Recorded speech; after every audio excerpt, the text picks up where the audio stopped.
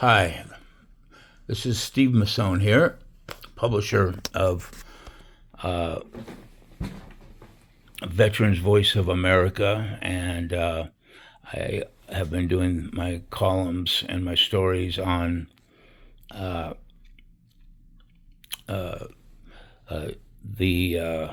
healthcare system and the VA system. My series on the VA. We try to hold their feet to the fire for the incredible inefficiency, waste, fraud, incompetence that's going on, and the VA is not transparent. In the story in this article, this is an addendum to it. I wrote this story several years ago, and nothing's changed. The VA not only is broke, but they have waged a war against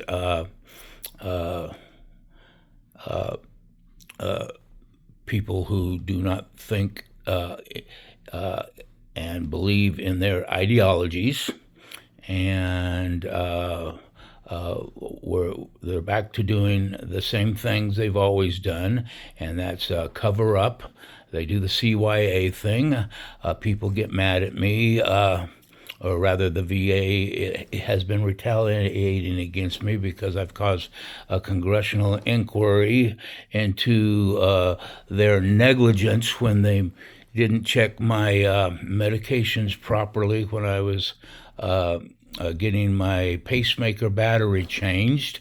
They overdosed me on potassium because they didn't check my meds, and I had contraindicated meds that weren't supposed to be given. They weren't supposed to be giving me potassium because I'm an albuterol user, and when you use albuterol, it chases the potassium in your body into the cellular division, into your cells, and it makes your blood serum look low on potassium. So as they were getting ready to put me under to change the battery on that at the Portland VA,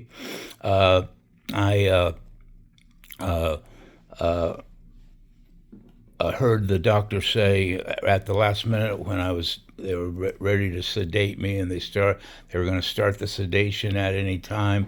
The doctor said, "Mr. Masson, we just got your labs back," and I'm thinking in my brain, they're just now putting me under. I got the IV in me, and they just now got my labs back?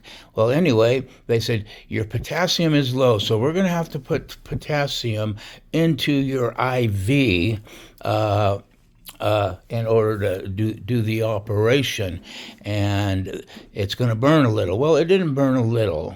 It burned a lot, so much so when it first hit my veins, the potassium through the IV. They had to put it through the IV, and it burnt like the devil. And I screamed, scared everybody in the in the operating room, including myself, and I remember distinctly what I said, and it's in all of the reports and all. I screamed, that burns like crazy. Stop the operation or put me under right now. And then I heard one of the doctors, either the anesthesiologist, and they're both supposed to double check my medications, make sure there's no contraindicated combination that could be harmful to me. And so the next thing I know, I hear one of the doctors saying, well, speaking to some of the assistants there, would somebody please get a blood blood pressure cup on this patient? And whoever was the aide or the nurse, could have been the nurse, I don't know, they put the blood pressure cup above where the IV was going in, and it started backing up So it wasn't going into my bloodstream, the potassium. It was getting pulled back below that where they cut off the flow of the potassium, and I started screaming and yelling for them to stop the operation. At that point, when I realized what they did, and I didn't want them operating on me at that point, but I went under real quick. So they had already started the sedation, and the protocol I found out later when I researched and found out why I passed out after recovery in the recovery room when I got up to go to the restroom and fell and cracked my head on the floor and got a traumatic brain injury from that. And they tried to sweep everything under the rug. They even bum rushed me out of the hospital the next day without checking any brain damage from the head concussion, and they knew I was knocked out. It seemed about an hour. We didn't get through with the investigation because the investigation got dropped by the congresswoman who I later found out was being endorsed by the union that represented most of the employees at the hospital, endorsed them for her Congress position, and she just did a lightweight inquiry and got back to me and said, well, we can't find any of the notes regarding the potassium incident, although it's in my records that they did give me potassium, so that was a lie, and they swept it under the rug because they knew somebody's head was going to roll over this. In other words, it was medical malpractice. And the protocol is Johns Hopkins does it. They all I did my research with references and sites and works cited, with works cited, peer reviewed, and found out that the protocol is if they're an albuterol user and they're low on potassium, and you have to give them, and you're not supposed to give any more potassium, because the first symptom of a potassium overdose is hypokalemia, which means you pass out. So when I got out to go to the restroom, I passed out, cracked my head on the floor, and got a horrible TBI that has many side effects and repercussions, vertigo, memory loss, and it even caused my macular degeneration, blindness to be worse, and my eyesight started failing. You guys can source this and do your own research, because you need to do your research these days, because our main healthcare system is broken, and the VA was broken way before that. Okay, they lie, they obfuscate, and nothing is transparent. You have to do a FOIA, Freedom of Information Act, to get all your records, because they scrubbed the notes out of my records, and the congresswoman, when she got back to me, said she couldn't get their notes and everything, and so they may not be able to go do a deeper dive.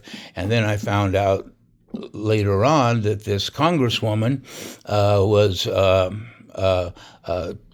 picked to be our new labor secretary, who had to resign in disgrace recently, because that's the type of woman she is.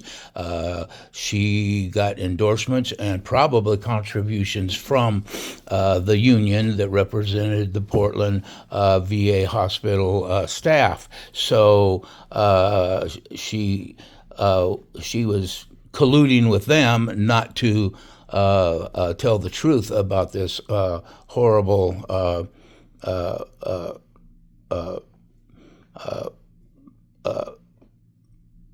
cover-up. And you have to excuse me, I'm still, I just had a secondary TBI happen, because the vertigo has never stopped okay, that I got from that. First one, I get it intermittently, but every time you go up the stairs or something, the vertigo hits you, and you got to sit down. You'll fall, you'll pass out again or something. So, make a long story short, she was thanking the union, I guess, and for backing her by not doing a Freedom of Information Act, or if she wasn't educated on it, she had no right being, she had no right being a congresswoman.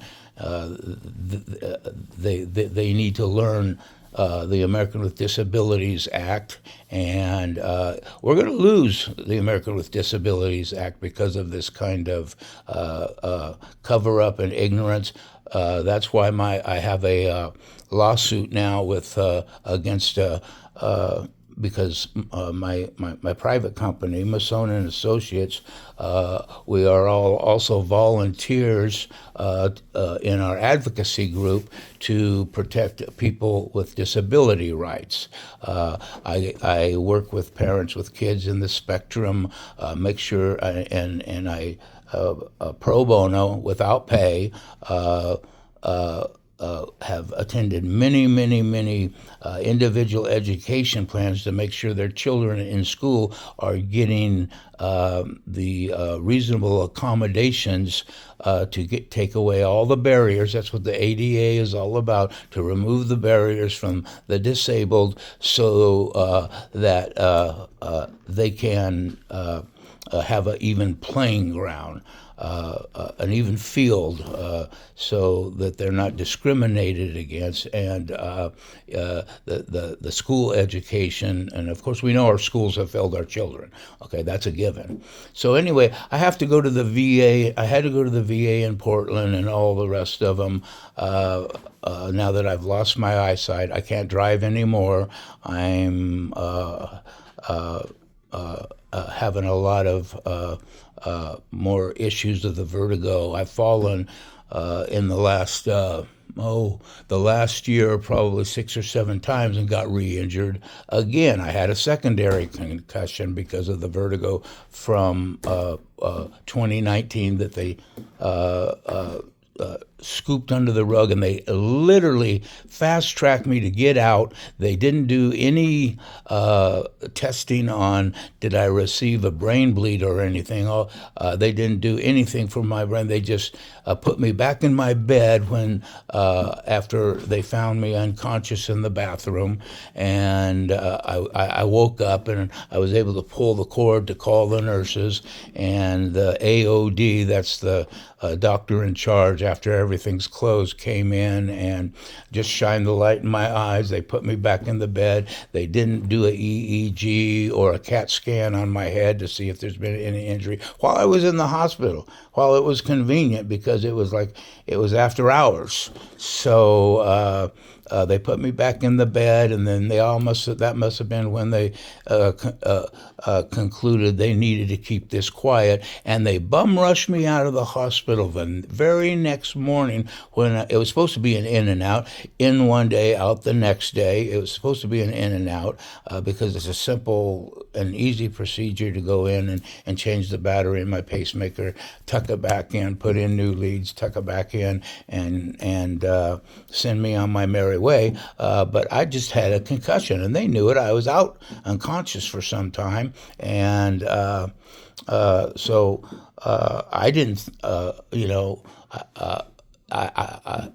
it was afterward when I realized, well, I just got injured and I'm not thinking clearly, and I better start doing some research to find out, all the repercussions of a TBI, because I wasn't educated on that at the time. So I educated myself, and the protocol is always do not operate, stop it and get them off the albuterol for some time, so that that they're not having too much albuterol in their system. Because when you then put potassium through, give someone potassium who takes albuterol, you will overdose them, and the fainting is the first symptom and the major symptom that caused me to pass out and crack my head on the floor and get that horrible concussion. And I'm still recovering from other loss of memory issues, speech issues. You can tell if you've seen my videos before on my. I'm a television producer. Also, I've got that School of Blues show, which is under my nonprofit, School of Blues, and we help people in the spectrum, and disabled veterans has been my main focus. That's why I started the Homeless Veterans Emergency Shelter in Eugene, Oregon, where we were privileged to go help 1,600 veterans into permanent housing, in a very rapid way by an all-volunteer force, not getting any funding from taxpayer money, and we use very few donations to get it done. We co-partnered with the HUD-VASH VA unit to help get our veterans, our homeless veterans off the street and into our drug rehabilitation program, into our emergency shelter, and we did it with with other local nonprofits that got hundreds of thousands of dollars, and some of them were lucky to house maybe 10 homeless veterans a year, because you got to go out, you got to find them, you got to go looking for the veterans in the homeless camps and everything, and see if any of them want to come out of the cold and get their lives back and get some treatment. And so we did that, and the only thing that stopped us from going, really setting a template for a way to solve the homeless issue is that way, and we just didn't get any praise from the other nonprofits in the town, because the word got out that they're all grumbling and were upset with us, because people are wondering, well, if this group could do it for free, not getting into my back pocket as a taxpayer, and they don't even ask for grants because they didn't want to be beholden to the government, and so make a long story short, the pandemic is what put my emergency veterans weather shelter out of business, because we begged, borrowed, and stole RVs and everything, and all types of other any ways to get them temporarily housed. But we developed a really rapid housing, fast tracking program to where we had them in our homeless encampment. We got them triaged every Friday. The VA the HUD-VASH team brought in all the elements we needed to help get them into the VA, get them health care, upgrade their discharges. We even had judges, we even had VA court and judges helping them get their licenses back and take criminal offenses off their records, so we could also get them employed. I was the program director. I taught the substance abuse program there, and I was the intake officer too. I was pretty much chief bottle washer, but it was very rewarding, and we did a lot of good work, and we'd like to get it started again, but the times being what they are, it's very, very hard to get people to come out and start working with the homeless, because they're afraid of the, all of the infections and COVID and stuff like that. So that's a deal unto itself. Anyway, I digress. So now I'm in the hospital again. I got another TBI from an accident at home a year ago, and I've been in horrible pain because I have a bullet in my spine. You guys have seen that bullet. I've posted it, and it's very painful. And they started that opiate crusade to get veterans off opiates because of the prescription opiate. They called it an epidemic, and claimed that it was to help stop veteran suicide. And this was the big. They were saying this was the biggest. Suicide by vets is mostly by firearms. The second most way they commit suicide is by hanging themselves. The third way, you can check all these stats. The third way, of course, is by poisoning. Okay, and that's where they lump overdoses by opiates. And so they did this big campaign, and I admit it was wrong for the DEA to come in and start threatening their licenses. It was that administration's erroneous answer to thinking that will help stop suicide. But they put overdoses in with other poisonings, because you can kill yourself if you take enough of anything, like any kind of over-the-counter prescriptions as well, and that's how many of them do it. So they don't have one statistic that it was really them taking for the many vets, the heroes who lost legs. And I even went into a new clinic when I moved up to the Portland area from the Eugene area to start another School of Blues project up there.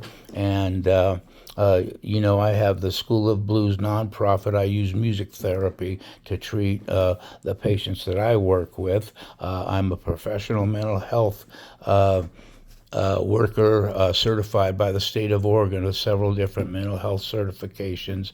And I changed my major in college. I went back to school at a late date because I had to learn about the autism spectrum and some of the other things that's causing teenage suicide, because veteran suicide and teenage suicide are up to five times more to take place than the general population. Anyway, I digress again. So my sciatica nerve went out because I also have spinal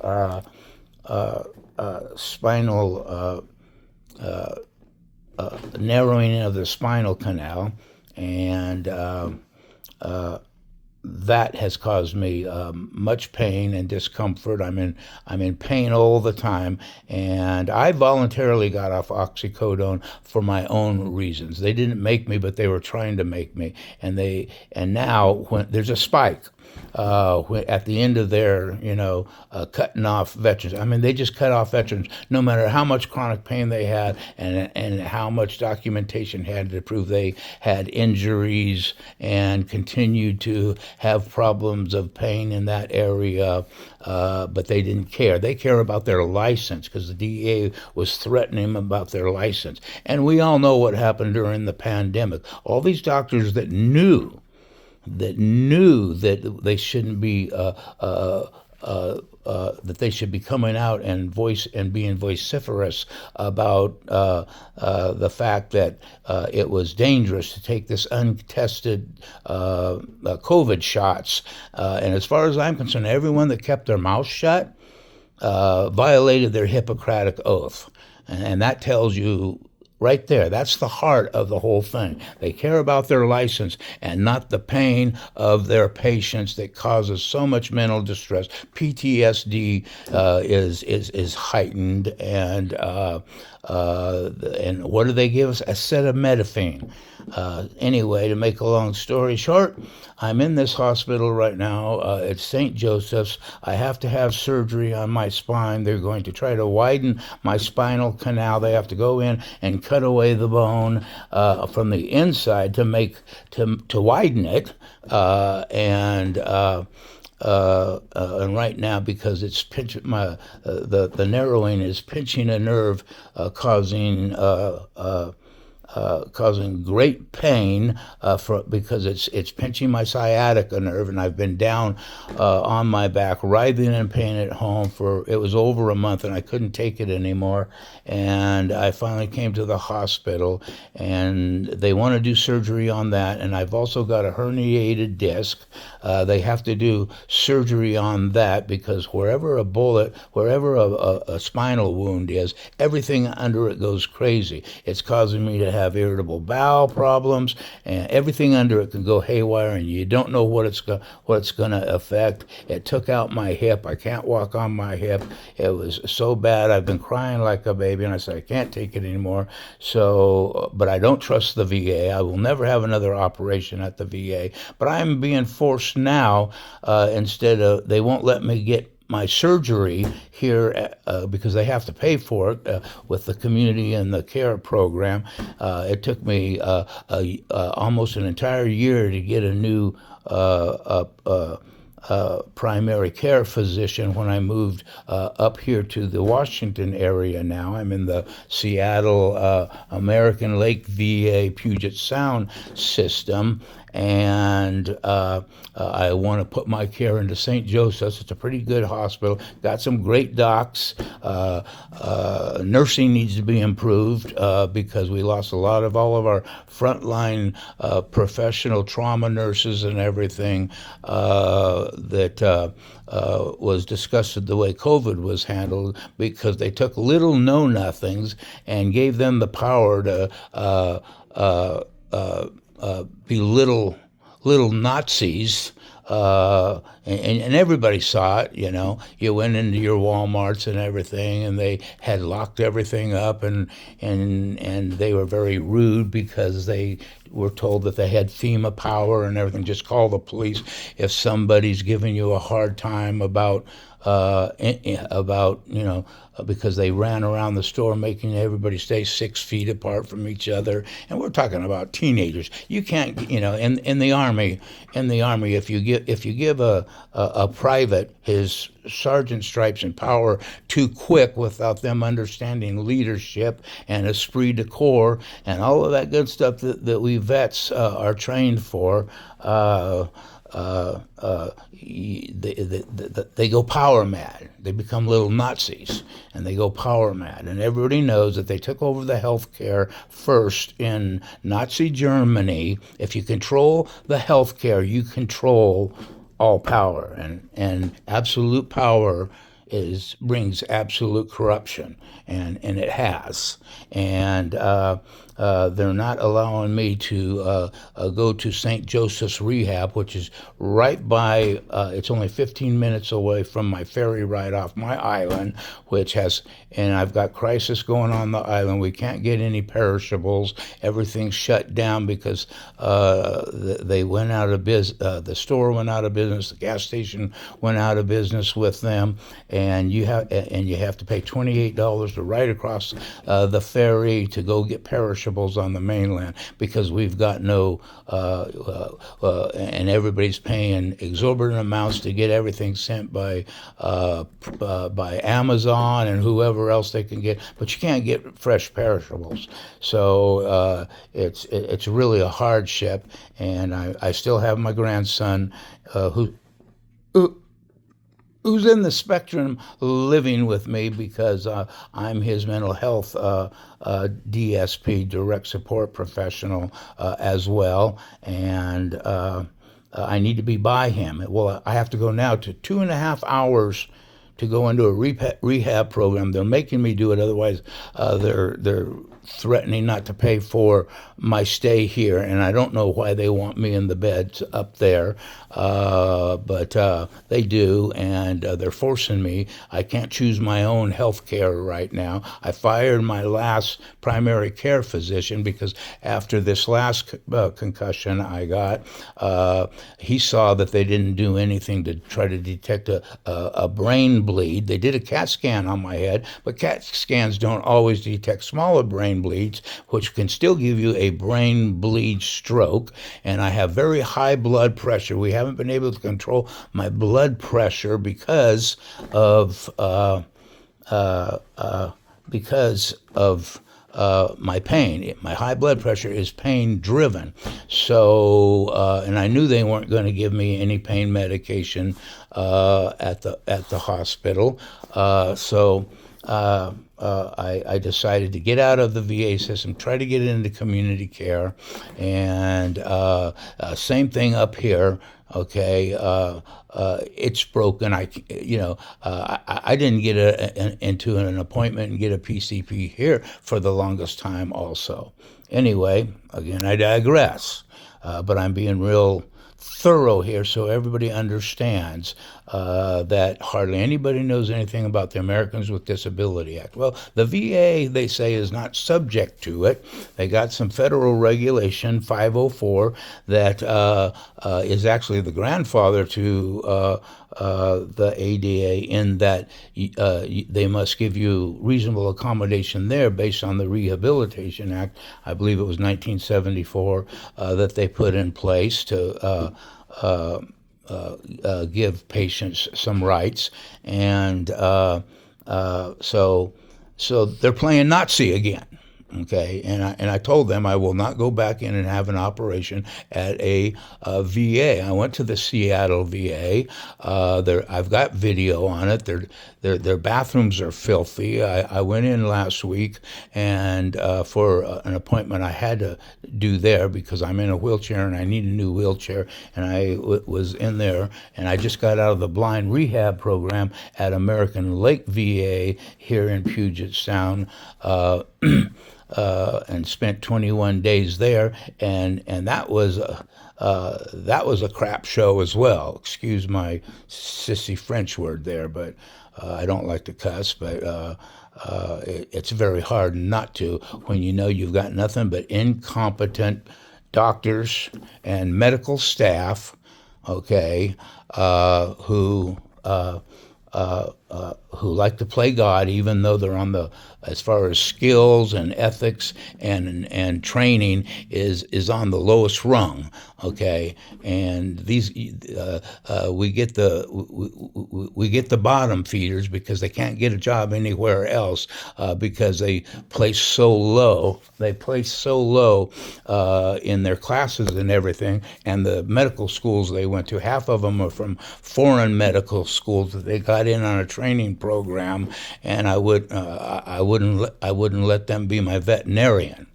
Anyway, yes, I'm very upset at what's been going on. Not just in my case, but it's typical. It's not okay. It's broken. The VA is broken, and they're not fixing it fast enough. And all the people that don't believe with this administration is blocking Secretary Doug Collins.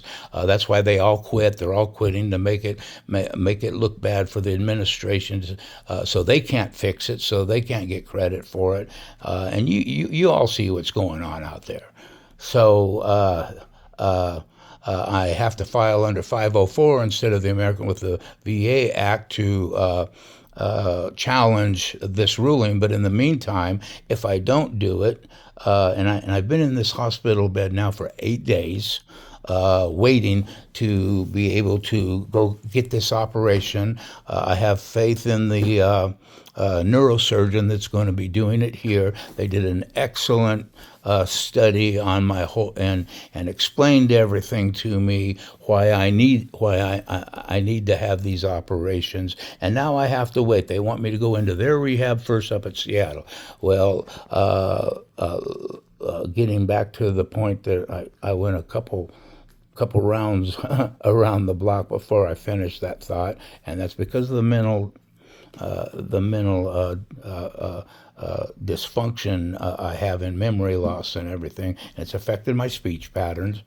And so, anyway, I'm going to have to file against them in a separate way. Well, it's such a convoluted thing that they're going back on, but actually the ADA was supposed to replace all of that, but somehow they tried to sue some other acts. In federal court, and they lose every time. But they keep, but they still, you know what the difference of a VA doctor is between them and God? God doesn't think he's a VA doctor. And I know that's an old joke and everything, but it's so apropos. It really is. So we're going to lose all of our disability rights. Principals in schools are not trained on the IEP and what they can and can't do as far as giving reasonable accommodation for whatever the child needs. And that's why I do it for free. I go in and hold their feet to the fire. I educate the parents on, because to K through 12, you have to have an IEP is the gold standard, and they have to stick by it. They can't, and it follows them all through. You don't have to do a brand new IEP every year, but you do to make sure that they're still getting all the IEPs that are in there. But then in post-secondary schools and college, they have an out under the ADA. They have an out by saying if it brings their standards down, that it will affect recruiting and everything else, because it's harder to get a class substitution for one of your disabilities. For example, I have dyscalculia, which is a math disability, and when I went back to college,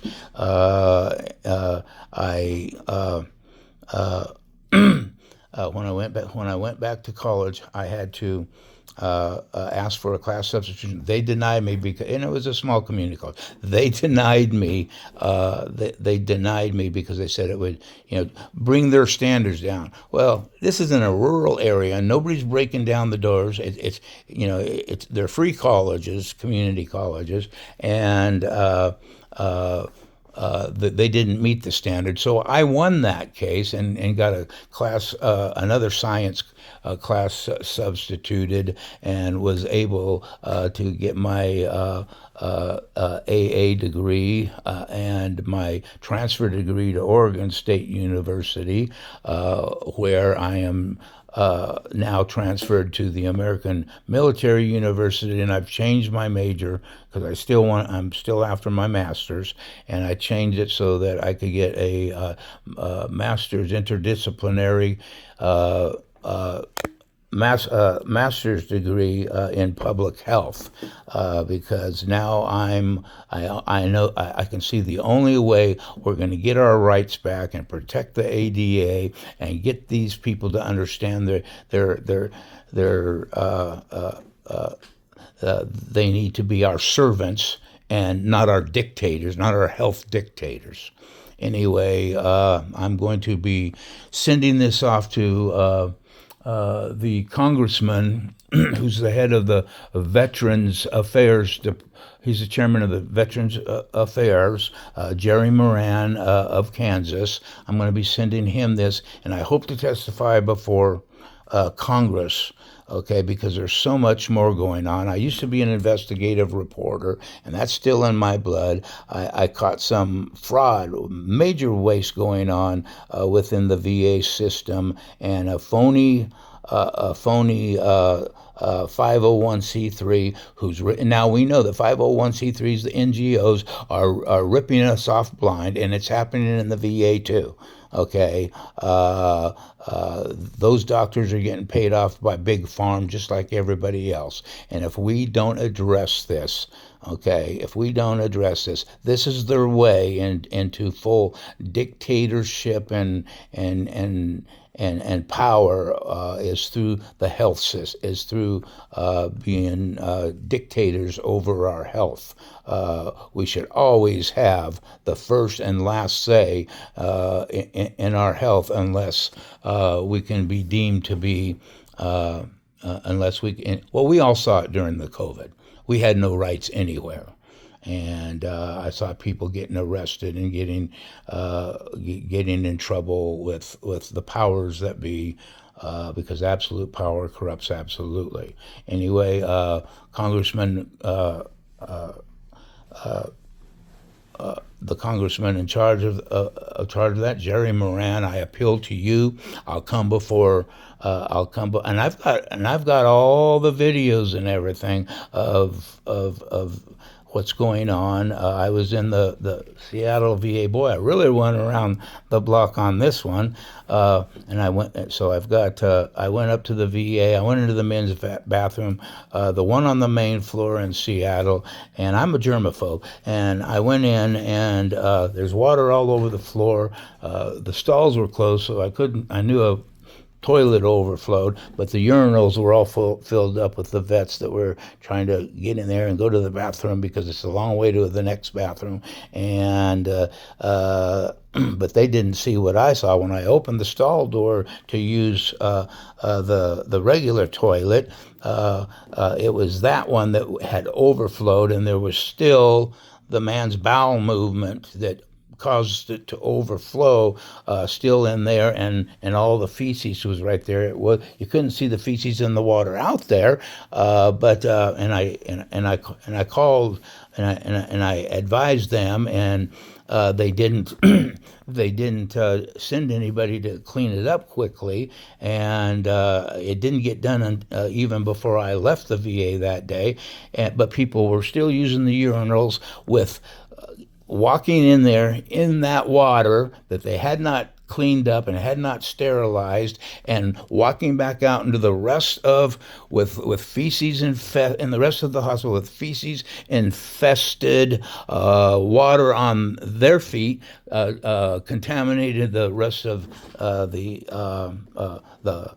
hospital floors. And so I've notified OSHA. I'm going to keep on it. I'm not going to quit. I'm a dog on a bone, and I'm just not going to quit. And we need your help. We need everybody's help. So please share this video and make it go viral. I'm even going to put my own money, pocket money, in this to get this to as many people here on X and on all my other social media sites. And we're looking for volunteers to join us.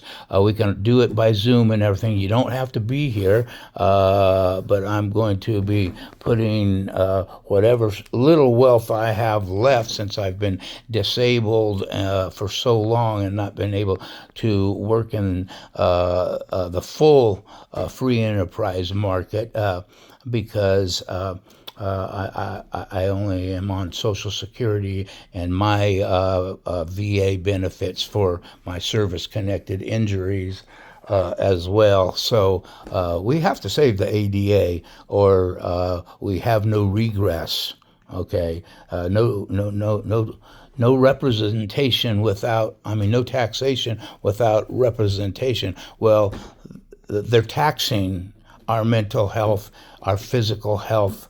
We can't get drugs that are still under patent. We have to wait. There's cures. There's procedures and cures that I can't get, that the rest of the world can get, and I can't get it. So I've got to just start putting all my money into my own health plans, extricate myself from the VA, and not get what was deserved and contracted with me to get. If I served my country, put my life on the line, I would get this. I'm not getting this. I'm getting corruption, just like everybody else is. And I'm going to keep putting it before the public's eyes how broken the system is, because it hit the news really big at first. The Tennessee Mountain Home VA last year, or the year before, I forget. Time flies by quickly when you have a head injury. And they caught 12 to 15 people on during business having an orgy in the hospital, on the hospital grounds, in some of the offices or rooms. They didn't get specific, and it hit, and they caught him. They caught him flat. They found that the one of the head guys had slept with over 30 of them, and I don't think that that was a one-off. I think it's systemic, because they're not there for us. They're there for their own selfish reasons, and they are not moral people in general. That's just the way it is. Okay, that's just the way it is. And I'm still doing undercover work. I'm exposing some other problems right now at another of our hospitals up here, and I'll be getting back to you there. But I tried to I turned in this fraudulent. 501, they claim to be a 501c3. I ran their EIN, their employee identification number, and their name through the IRS system to verify that they were, and they're not. They're not. It's all phony, and they're still getting they were getting $5,000 a day for not for a group of 32 veterans that they put up in a hotel, that they were giving kickbacks. They were given, and the HUD-VASH people in the Vancouver campus up here in the Northwest were the ones that were not checking to see if these guys were delivering. These guys were calling in all the time. We're not getting the substance abuse treatment you gave us. We're not getting the 3 meals that you promised, and you're getting and we know you're getting our money, and they were. And I called the guy's supervisor and said, "What's the accountability there?" And he played dumb and all of this stuff. But the buck was supposed to stop at the supervisor's desk, and I turned it into the office of Inspector General. They've done nothing. Now, that's the old administration, and Bush came in and swept all those inspector generals out, and they've been replacing new ones. And I called back to see if they followed up on this story, and I guess they had a backlog. They haven't. Okay, but this outfit is still ripping off the money that's supposed to go to homeless veterans programs, and this outfit is just bogus, and they're getting away with it. It's like, there's no more shame anymore, and there's no more accountability, and I guess they've greased too many palms, because I know the guy that's authorizing this with that, because he's supposed to be checking where that money goes, and he signs off on it every month. $5,000 a day, and they went for months and months and months in this hotel, and then the state found out there was black mold in it, and they shut the thing down. They shut the place down, and the VA wasn't there to help them and move them to a better place and investigate why they weren't getting, why all this money was going out for a long, long time, and still is. And they invested in a whole bunch of bogus stuff that they don't need, because they've got a broken down old hotel in Eugene as their headquarters, because I outed them on their P.O. boxes, which were fake P.O. boxes, didn't exist, and this is just what we're facing here, and if we're right now we're getting, because of what President Trump is doing, and cleaning up the military and getting the military back to be an effective fighting force. We are, but they're backlogged, and I know they are, but they've got to save the VA and get it reformed, figure something out. Privatization, I don't know what they can do, but so many people are getting kickbacks. Believe me, these doctors are getting the kickbacks from Big Farm just like every other doctors are. They don't care whether you're a good doctor or a VA doctor, and that's not a good doctor across the board. Yeah, they have some good doctors, okay, but they have to keep their mouths shut and bow down to all of the DEI and all of that other stuff that has no place in our military or in our VA hospitals. And that's why the Justice Department has, by the way, if you're in a VA or you're a veteran and you're being discriminated against because you're an old white guy, or you don't march in their socialist communist steps, they blackball you. They make sure that, and they red flag you. They have some kind of red flag system, and they do in the military too. Don't believe that they don't. And so you are fair game.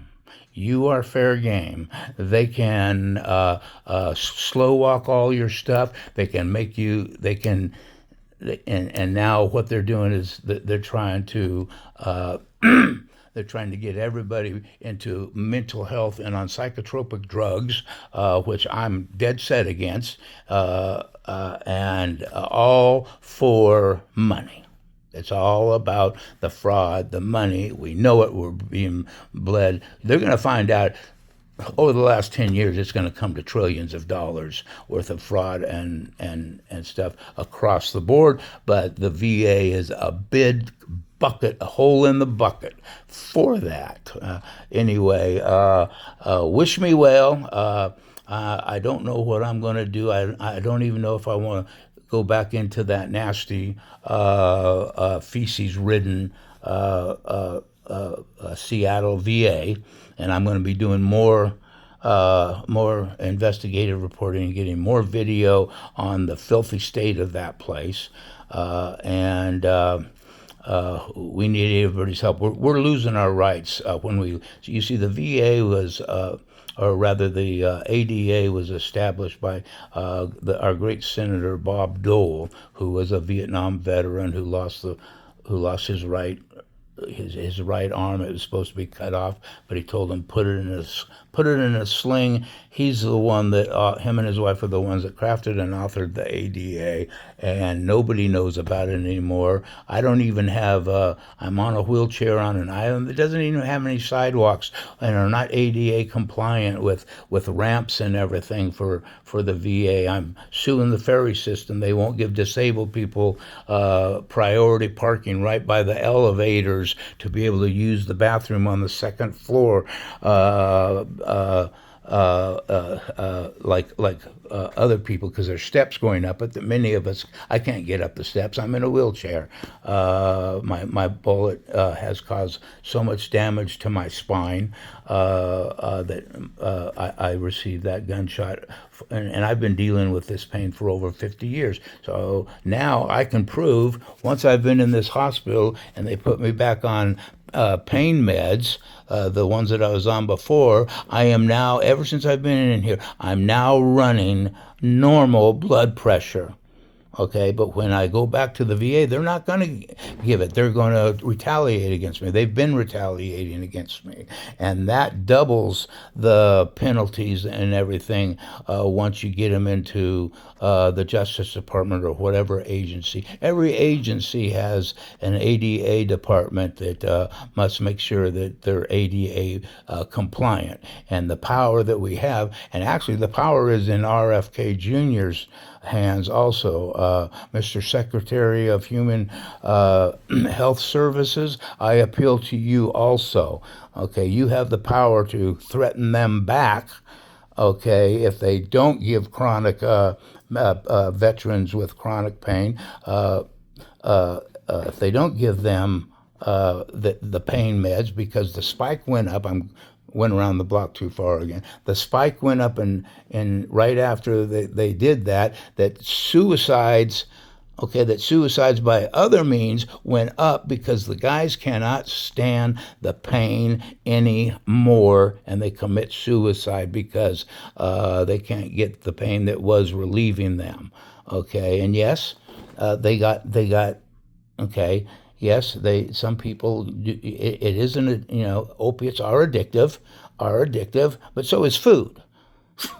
Can't live without it. Well, you can't live painless without them in many cases, and sometimes, and I get it, I'm in excruciating pain all the time, but after 50 years of having this bullet in my spine, which happened at the end of the Vietnam War, I want to tell you, I've got a tolerance to it. What's my 10 would be your 20 if you don't have these chronic pain problems. And so many of our vets, anyway, a spike went up in suicide after they started taking away, and it was suicide. The number one, like I said, the number one is firearms. The number two is they hang themselves, veterans. Number three is poisoning, where they've lumped in the opiate thing. There was no real prescription opiate epidemic in the VA. It's concocted. It was just to give them more power and more, and oh, we're going to help save, and bring down the suicide. Well, it's not down. It's up. Because we don't, if you have so much pain, and you can't go to work, and you're on a paltry Social Security and benefit thing in this economy, most of us are below. Can't work. You're below.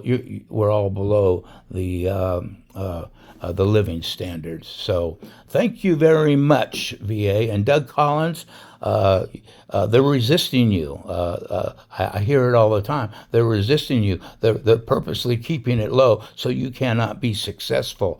And you need to start out here cleaning house on the left coast in these communist, socialist ran VAs out here. It's ridiculous, and this is the place to start. And something's got to be done. We're losing all ground that was gained by the Americans with Disability Act a long time ago, and it's getting worse. Stephen Massone here with Veterans Voice of America, and we need to save ourselves, okay? Because when all of this recruitment thing, because Trump's doing the same thing, is going to end if we don't clean up this mess. It's going to end for us if we don't clean up this mess and figure something out. And I happen to have many solutions to at least really, because we wiped out with all of the quick rapid housing we did in Eugene, and we went back out and to search the camps, the homeless camps and everything for more veterans. Once we were halfway through our thing before the COVID shut us down, we were finding that there was less, and it was no sense going out anymore, because we literally took the Eugene, Oregon, which is a big homeless destination, almost cleaned out 80% of the homeless veterans. And if we'll start there, okay, and get these guys back to be productive volunteers, I can get them trained to be peer support specialists as soon as possible, and keep them clean and sober in our transition houses we're working on, and some other out-of-the-box, like I say, I teach music therapy, drama therapy, and any equine therapy when I can get a horse people to help me and let me bring them out to their farm or bring their horses to our locations. And there's no other better way to feel good about yourself than being other than staying in service to your country and to your fellow veterans.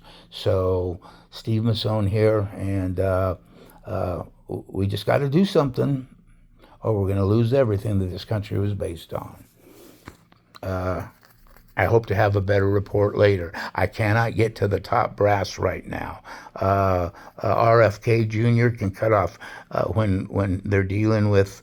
He has the power. He has the power to shut down and VAs by refusing VAs and other hospitals that can't cut the mustard by withholding Medicaid payments and everything, and that's their lifeblood.